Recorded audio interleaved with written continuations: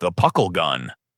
In 1718, London lawyer James Puckle patented what shipping records would later call a machine gun, nearly a century and a half before Richard Gatling's design made the term famous.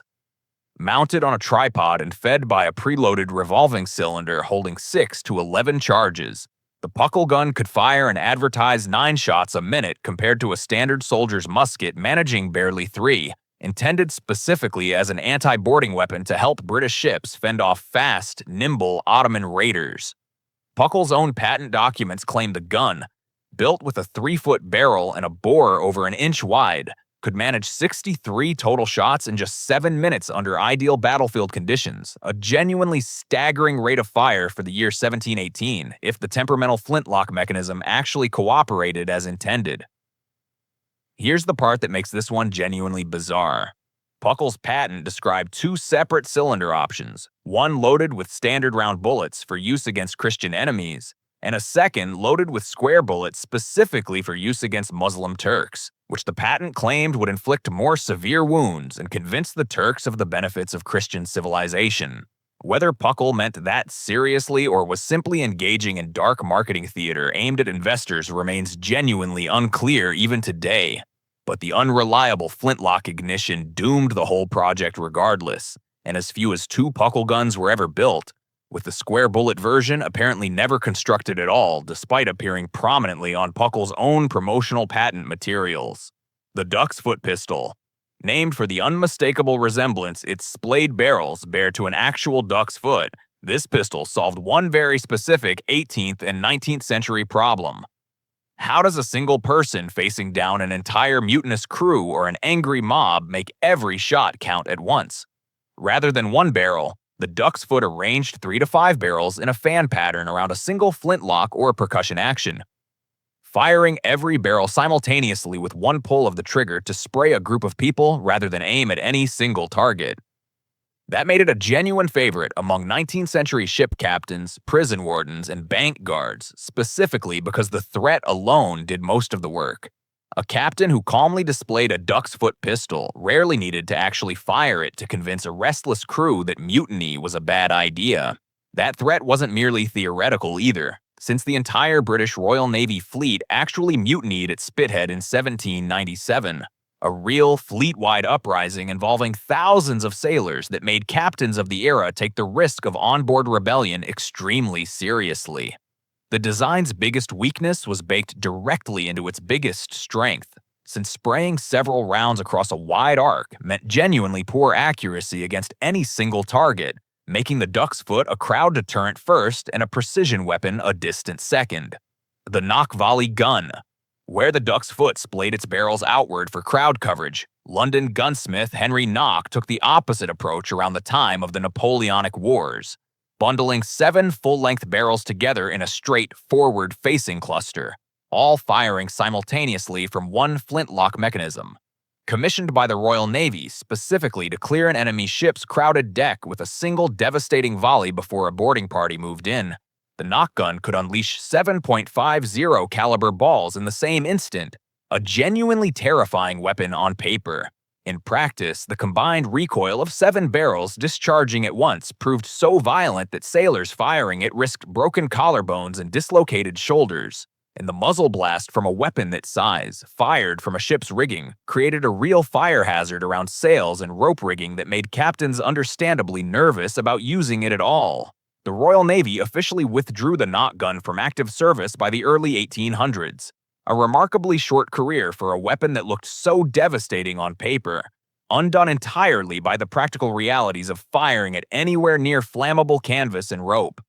If you've ever wondered why history's strangest firearms only ever existed as a handful of prototypes, that's the kind of detail this channel keeps digging up. Subscribe if you want the next one uncovered the same way.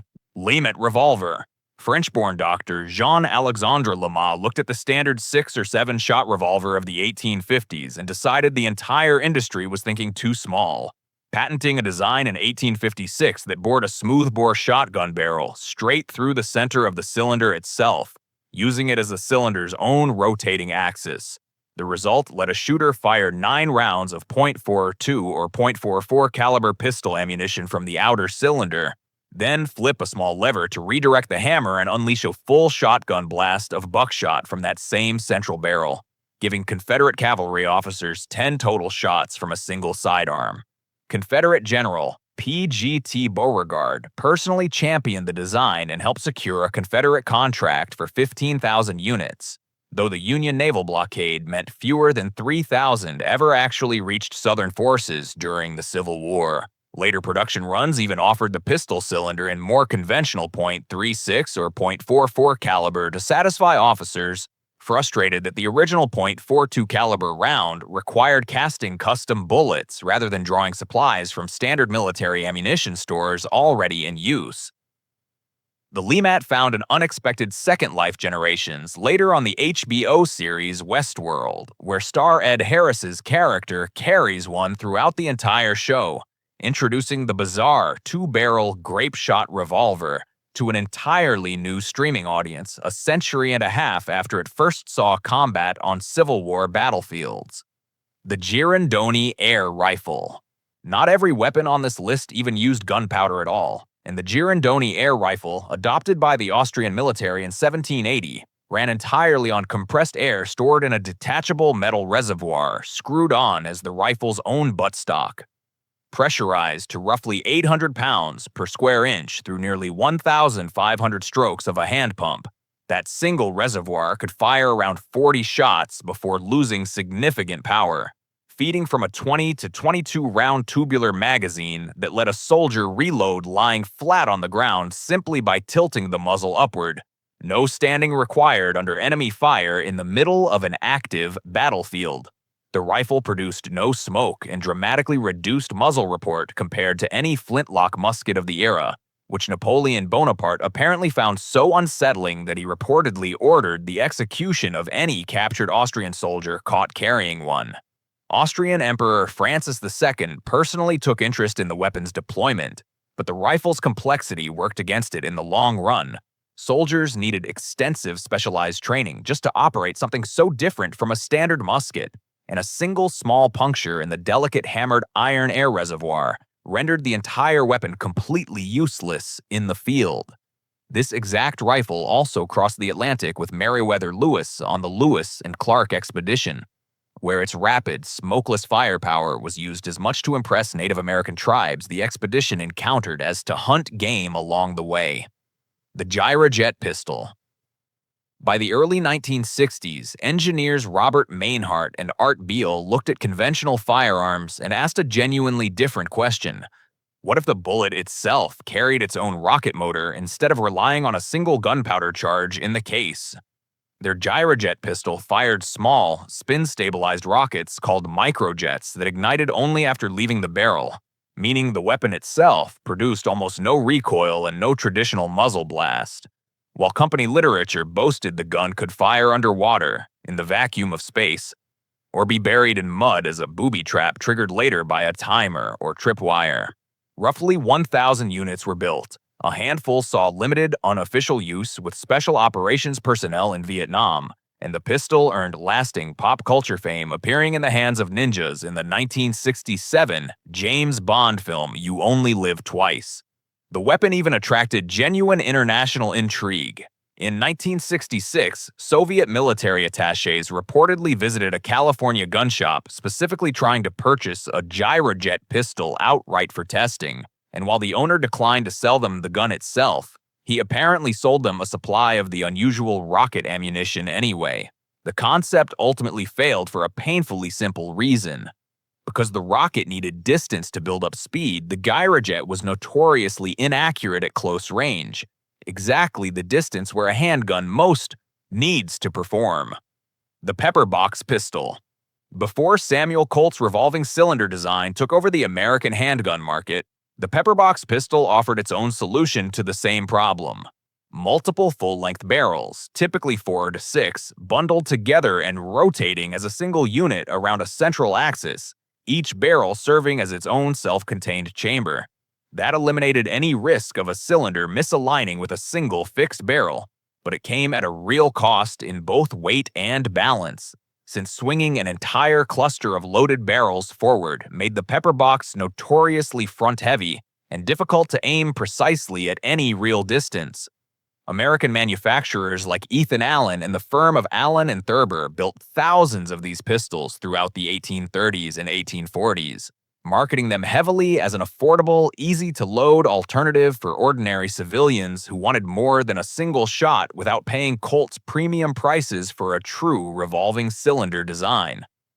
Mark Twain himself owned one and wrote about it memorably in his book Roughing It, joking that the Pepperbox was more dangerous to the person standing beside the shooter than to anyone actually being aimed at, a reputation for wildly unpredictable accuracy that dogged the entire category throughout its brief mid-1800s popularity. Metal Storm.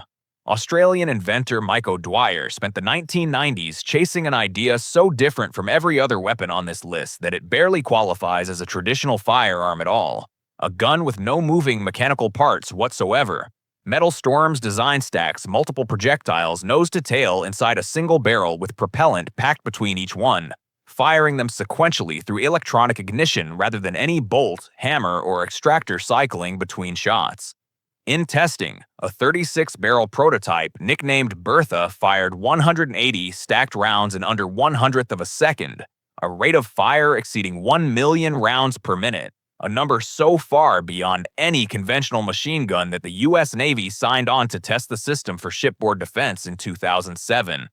O'Dwyer himself explained the concept using a memorable inkjet printer analogy, comparing each fired round to a single dot of ink streamed from a print head, capable of switching between completely different ammunition types on the fly, the exact same way a printer switches ink colors mid-page.